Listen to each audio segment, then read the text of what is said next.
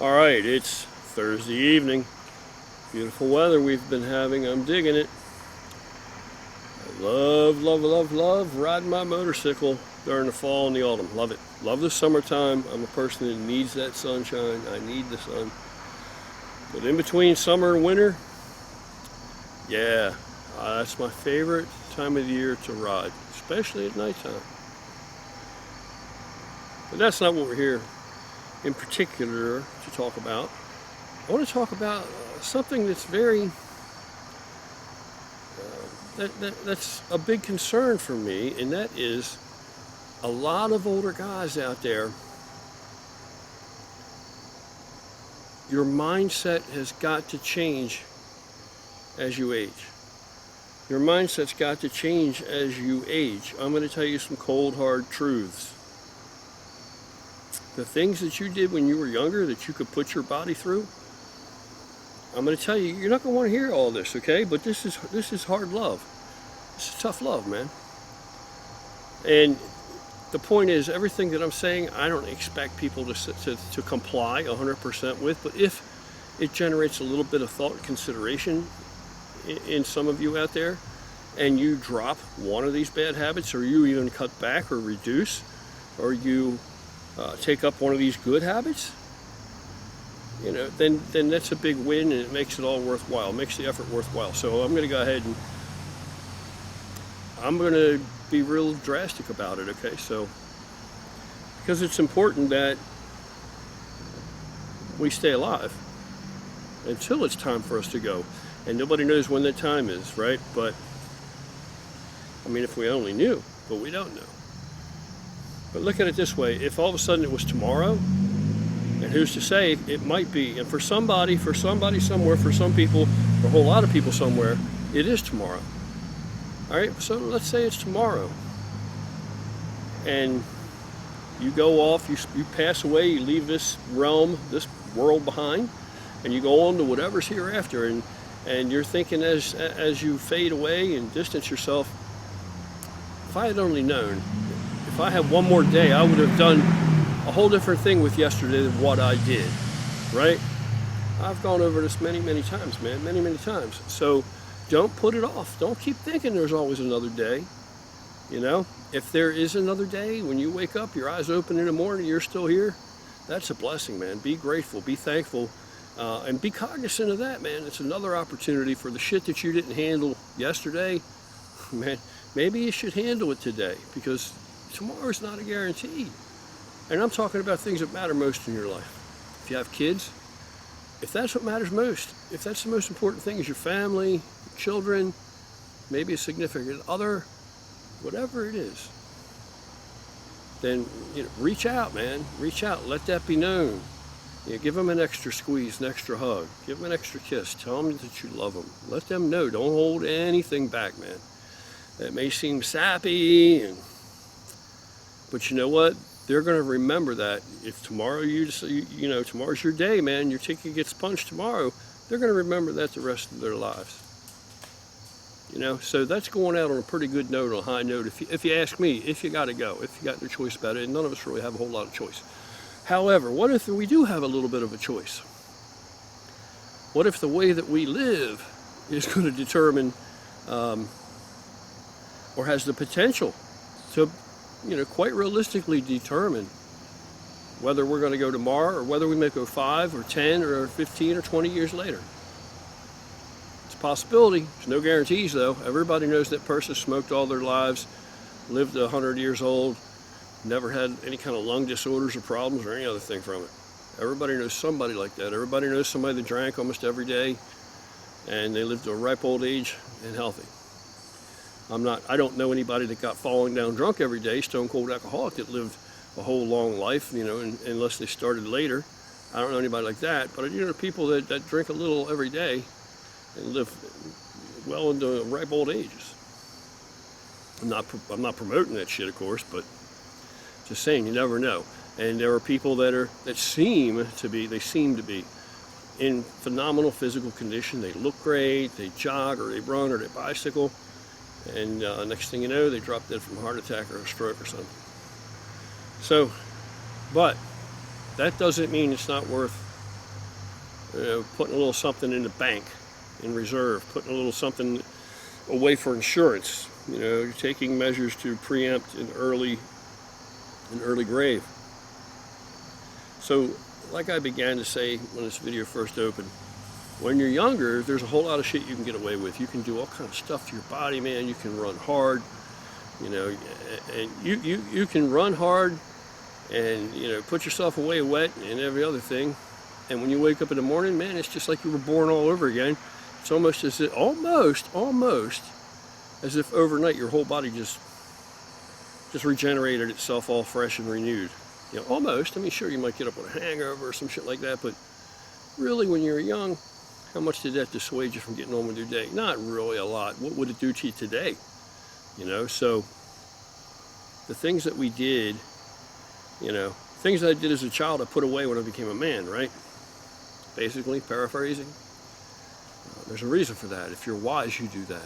If you're wise, at some point you realize, okay, I'm over that line now, and on this side of the line, it's a different game. It's a different game, okay? The difference is this.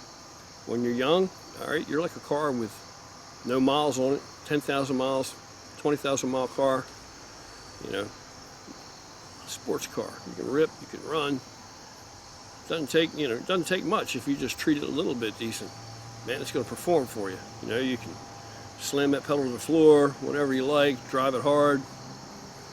Not a big deal. Not really doing it any harm.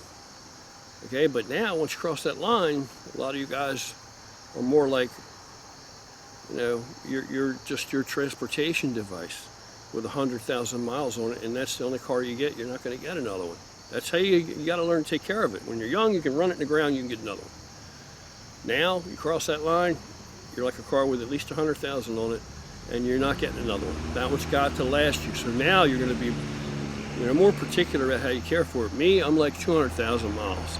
I'm like an old pickup truck with 200,000 miles on it, right? Rattly ball joints, all that shit you got to be taken care of. We're not getting a second one. We're not getting another one now after this. This is it. It's what we got. It's what we are. These are these vessels that we inhabit. These are our vehicles. So, literally, the vehicle that you have, you probably look at that as some sort of an investment, right? Some sort of, to some degree or another. You probably get your oil changed fairly regularly, right? You probably have some services performed, unless you already, if you got it like that, you got deep pockets, and you're just gonna, when it gets X amount of miles, you trade it in, you get another one. Okay? But if you had to keep it, you ain't getting another one.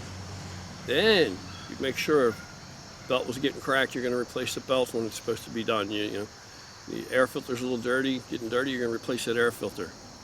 Time for the oil to change, oil's all black, you're gonna change that oil, put clean oil in it. You're gonna start to do more things, you're gonna watch it more. Tires are getting low, you're gonna put new tires on it. You're gonna take care of it a little bit more. And many of us, it's amazing how the majority of us, the majority of people, they place a higher value, a higher importance on maintaining their vehicle and caring for their vehicle. They put more effort into that than they do their own bodies. Their own bodies and the condition of their own bodies and how they take care of their own bodies and how they approach and look at that, the mentality that they bring to that literally their life, their quality of life and their physical life and tomorrow, if they're here or not, all of that hinges upon that. It's heavily, heavily influenced by that. What you do, what you don't do, what you consider, what you don't consider. Maintenance you perform, maintenance you neglect. Even to the degree of the cars, right? We pay our car insurance, renew our registration. All these things are important to us. We're paying for insurance for something that might happen, and maybe it never even does, but we still pay it. Maybe it never happens, we still pay it. That's everything we put, that's how important our vehicle is. But how important are these vehicles to us? And it's the same thing. These are the vehicles that our spirit inhabits, our soul's in here, man. Looking out through these eyeballs, this is your vehicle. You're not going to get another one. You are not getting another one. So, things change, man. Paradigm changes. There's a shift in paradigm, a shift in perspective. Once you get old enough, you cross that line. I'm well on the other side of that line, and I know it. So, maintenance becomes more critical because you're not getting another one. as it would if you had to stay in the car right there. You ain't getting another one. Maintenance is now more important to you, especially once it's got some miles on it and wear and tear on it. Maintenance is more important. You ain't getting another one. Maintenance is more important now, right? Wouldn't it be? Than when it was brand new. Maintenance is more important. You know, when you got that brand new car, nice and shiny and beautiful and fast and purring like a kitten, you didn't look at it and envision it when it gets to be 100,000 miles, 200,000 miles, right? What will that car look like when it gets to that stage? Maybe you ain't gonna have it then, but what would it look like? You don't even think of that. You never consider it. It's out of the question. You can't imagine. Well, here we are. Here we are. You know, and we still want to enjoy our lives. We still want to be able to provide. We still want to be able to do what we need to do. We still want to maintain a quality of life, man. Don't want to curl up and dry up and just lay still and die, right? Just go off somewhere, crawl underneath the house and die. It's not what any of us are trying to do. So, things that you need to do as you get older, totally different paradigm than what you were considering when you were younger, or the neglect of consideration of that issue or area when you were younger. First thing, you're going to have to do some kind of cardiovascular exercise, some kind of aerobic exercise. You're going to have to. You have to. So get past it. You've got to. It's mandatory. You have to. You have to. It's incredibly good for your heart. It's incredibly good for your overall health. It's incredibly good for your body fat percentage. It can absolutely, certainly, it's going to play a role there to some degree or another. Some maybe more radically or less radically. It depends what your diet is and how often you exercise, how intensely, et cetera, et cetera. But it also influences blood pressure. You can lower your blood pressure, you know, through aerobic exercise, cardiovascular exercise. You can lower blood pressure. That's a mandatory thing. There's too much going on there. A healthier heart's a stronger heart, works less to pump the blood through the body. Simple as that. So you need to start to do some maintenance. You have to get it out of your head that you can't do it. You need to start to do it. You're going to have to get into, maybe you want to jog, maybe you don't have the joints for it, maybe you don't have taste for it. Okay, fine. How about bicycling? You want to do that? Maybe you don't have the venue for it. Maybe you're in a city somewhere. It's unsafe. You're faster at a faster rate if you try it. You know, maybe you're not interested at all in it, whatever, fine. All right, get yourself a treadmill. Get a treadmill, man. Get a freaking treadmill. I'm going to tell you something right now. Every older man, if you can afford to have a treadmill and have even enough space for a treadmill, and you don't have one, shame on you. Shame on you. Because if you have it, 100% of the people, if they have it right there handy, they're going to use it more often, more likely to use it more often than if they have to get up and go to the gym. And if somebody's not going to use it when it's right there to them in the next room, they're certainly not going to go to the gym and do it. It's going to be very easy for them to say, I don't feel like doing it today. You know, so initially when you start out, how much do you need to do? I'm going to say, you know, like always, twice a week. You know, ease into it. You don't have to jump into it with both feet. It's going to take you like 4 months or so anyway before you really start to see changes. Blood pressure going down, you know, respiratory becoming easier, heart rate going down, you know, all these things, all these changes. You're gonna see these things 3 or 4 months in. You're gonna start to really see these things, see the true worth in it. But this is a long duration thing, man. This is your life. It's not a sprint, you know. It's a marathon.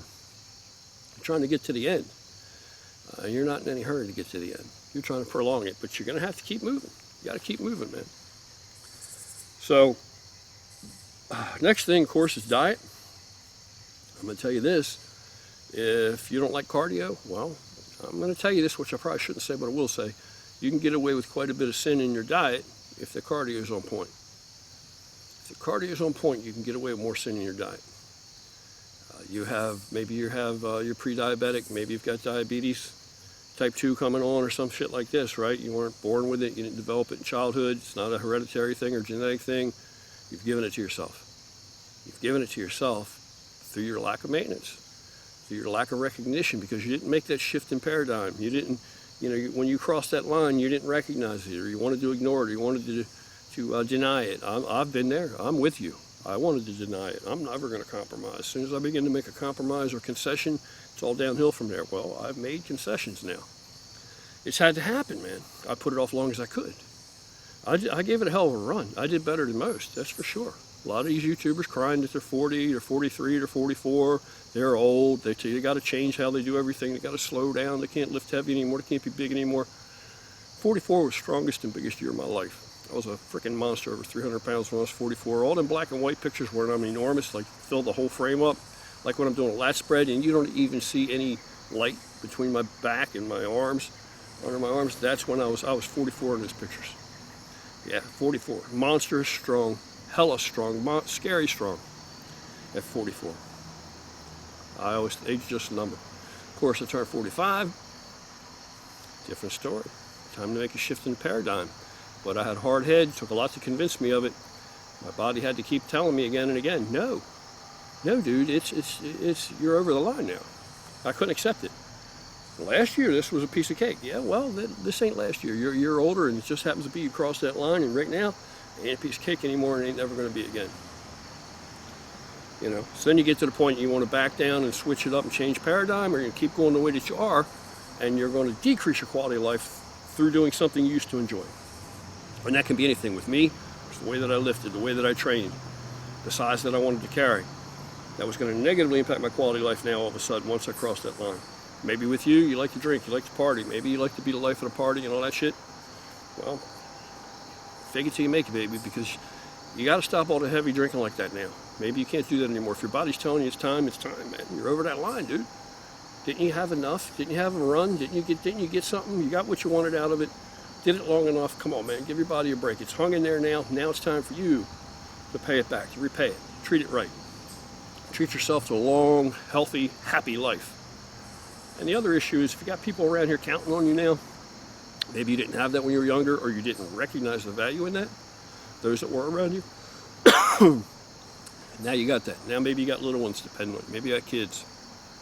Maybe you got a daughter. Maybe you got a junior. I need a drink. I should have been more prepared. I'm usually sipping coffee when I'm making these videos. Oh, Lord. So you're obligated, man.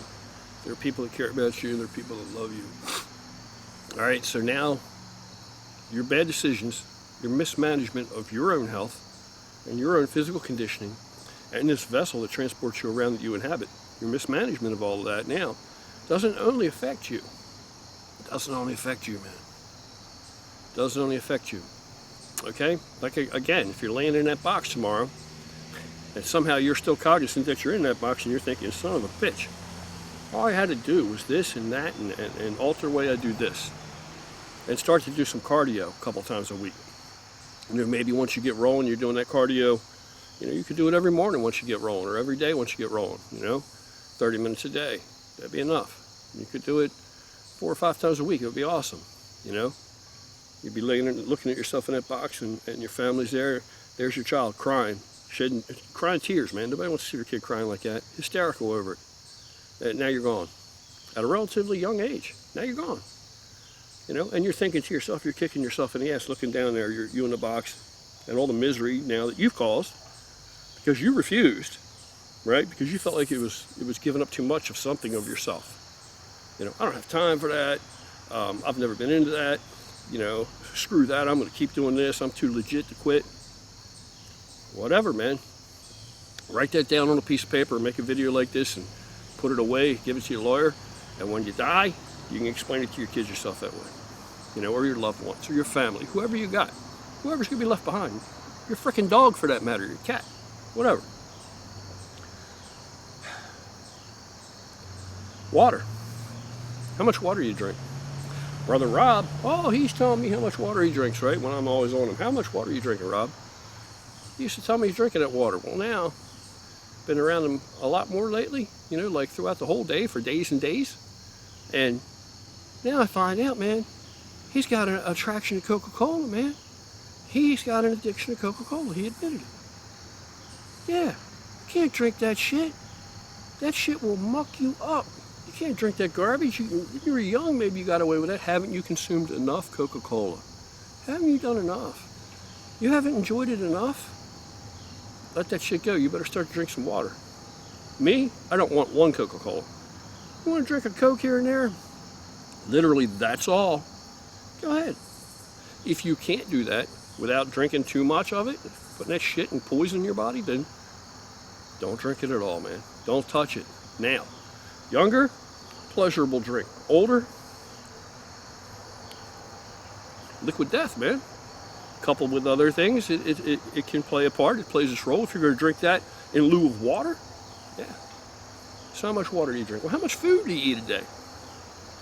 All right, you got to survive. You don't want to go hungry. Okay, well, relative to that, how much water do you drink?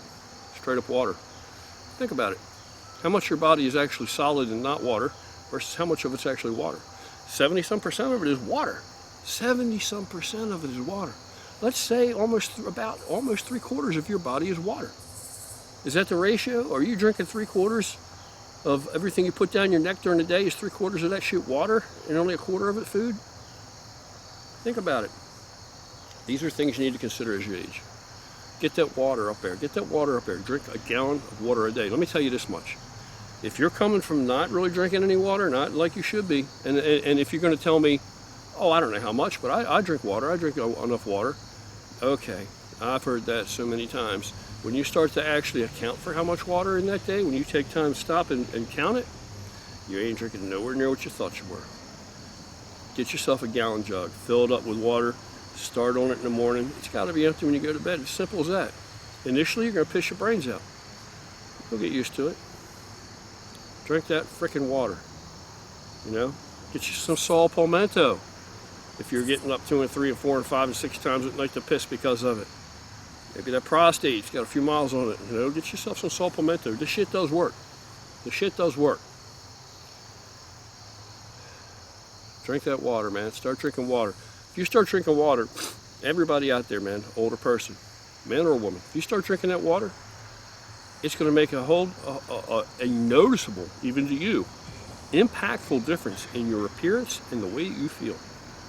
Give it 2 weeks, 14 days, every day, and then you decide if it was worth your while, if it gave you any improvement. All of these things are giving you a little notch up, a little notch up, a little notch up. You're leveling up little by little. Add them all together. It's in totality, the totality of all these little pieces to put the whole puzzle together to get the picture you want, to paint the picture you want, of how you want life to go. You want life to have good longevity, and you want to be happy, and you want to feel good, and you want to be able to enjoy it, right? Quality of life. Then listen to what I'm telling you, man. Give it a little bit of weight. Give it a little bit of weight.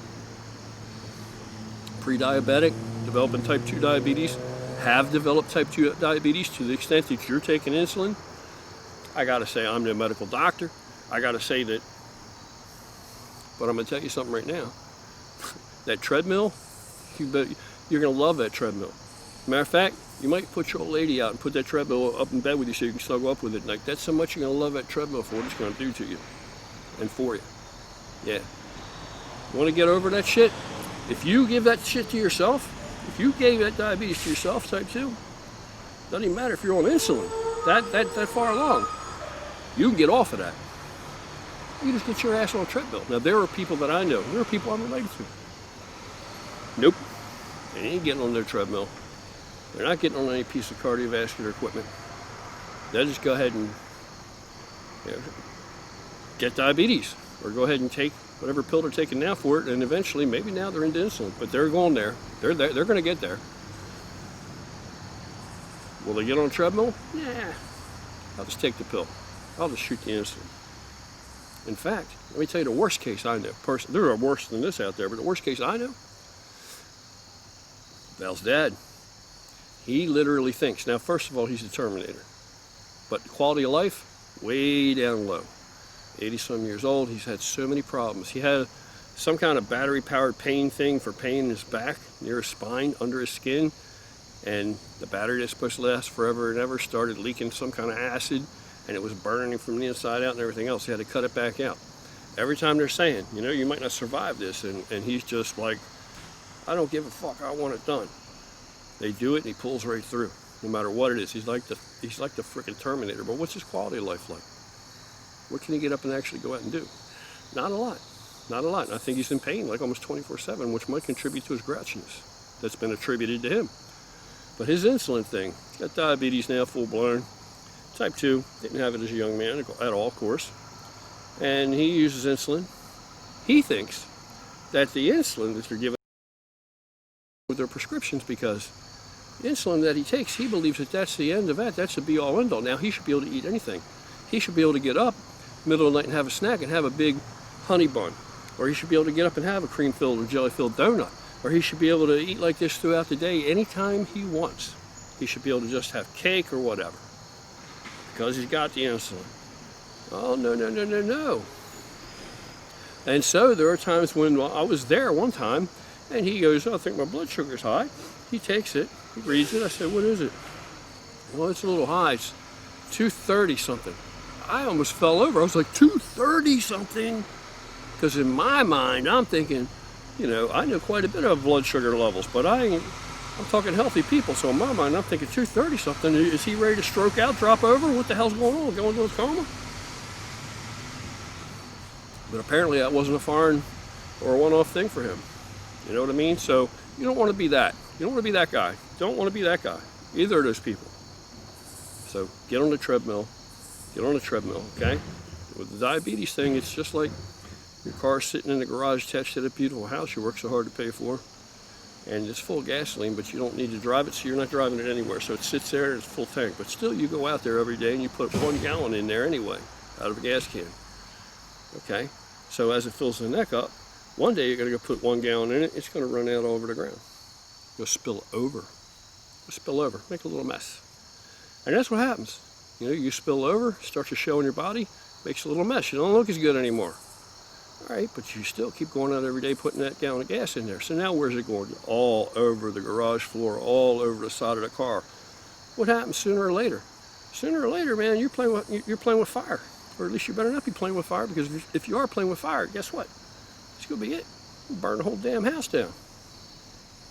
You know, if you don't choke out from the fumes. So it causes more than a mess. Now it's going to be fatal, potentially fatal. Yeah, potentially fatal. So why not just get on a treadmill, get on a piece of cardio equipment, all right? Because what you're doing is you're getting in that car that's full of gasoline and you're driving it, and you're pulling down that fuel level so that when you put that gallon of gas in every day, there's no problem. Tank's still not full. There's a little bit of room left. Go out and drive it some more, bring it back, put another gallon. You understand what I'm saying?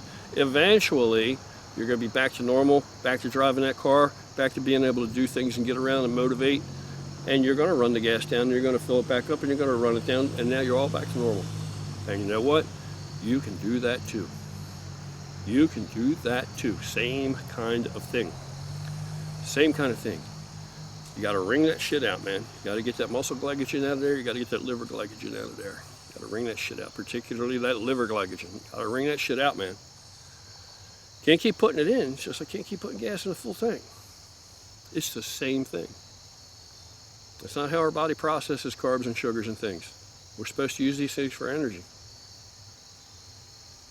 Got to burn them off. Got to run it out. So I think that's going to be it in this video. There's tons of things I've missed, but I'm going to make a series of these videos. I'm going to talk about anxiety in the next video, because that seems like a widespread phenomenon now in older guys, much more so than it has been in bygone eras. Now everybody's got anxiety, they say, right?